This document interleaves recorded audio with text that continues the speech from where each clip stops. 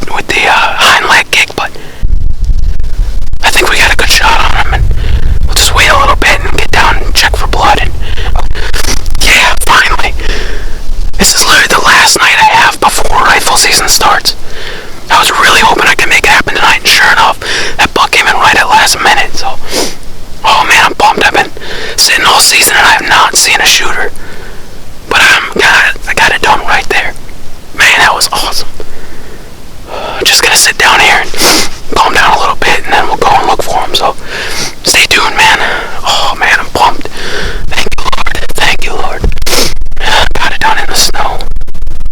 So we had lost the blood trail shortly after the video was taken, and we got into a bunch of deer tracks in the fresh snow that was there. And we lost blood in that area, and we had to do a lot of circles and a lot of searching, but eventually about 40 yards up the trail or so, maybe 40 to 50, 60 yards up the trail, I was actually able to find another spot of blood. Got us back on the trail, and we probably went another maybe 50 yards, and we found him in a group of tamarack trees, and he had expired sometime before that because he was pretty stiff. So I got a feeling shortly after I'd shot him, he ran all the way to that spot and had bedded down and died shortly. So good to know that he expired quickly, and that's something you always want to see as a hunter, that the animal expires quickly. Alright, well, we found him after about an hour and a half. I ended up hitting him back further than I wanted to, and the arrow caught the liver and came out the bottom of his stomach, and the liver actually plugged the hole.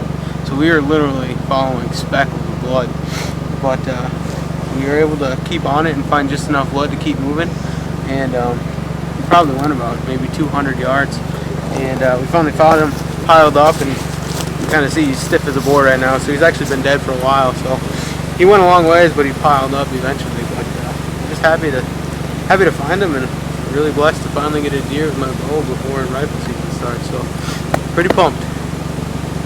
If there's anything that I learned, it would be to pay attention with the sequences leading up to the shot. In this case, I was waiting for him to move his front side shoulder or his leg forward to expose his vitals to me. And as soon as he took that shot, you can't hear it in the video, but I began to draw as soon as he took that step. And as he was doing that, he shifted his two back legs a little bit, and he was actually quartering more to me. You can see it clear as day in the video, but as I was drawing, it wasn't something that I caught as he was doing that. So I didn't realize that he actually turned more quartering to me, and which resulted in when I hit him, my shot was a little far back as well, so I ended up single long liver shotting him. But other than that, it was a pretty good shot. Another thing I learned is that using four-wheelers or vehicles of some sort to get out to your tree stand could be very helpful. I think I killed that buck that night because my grandpa had dropped me off with the side-by-side, and I think that buck probably was bedded really close there, and I think the noise of the side-by-side was enough to keep him content and not to spook him out of that bedding area. I feel like they're more apt to put up with vehicle noise and four-wheeler and side-by-side noise versus hearing human footsteps, which probably has a tendency to bust them a lot more often than not. But in this case, I think the side-by-side definitely helped, even though it was so late at night, an hour before dark. He wasn't spooked by that side-by-side, and he still was able to come out still in daylight before it got dark. So overall, it was a great hunt. I really enjoyed it, and I'm looking forward to the 2019 season.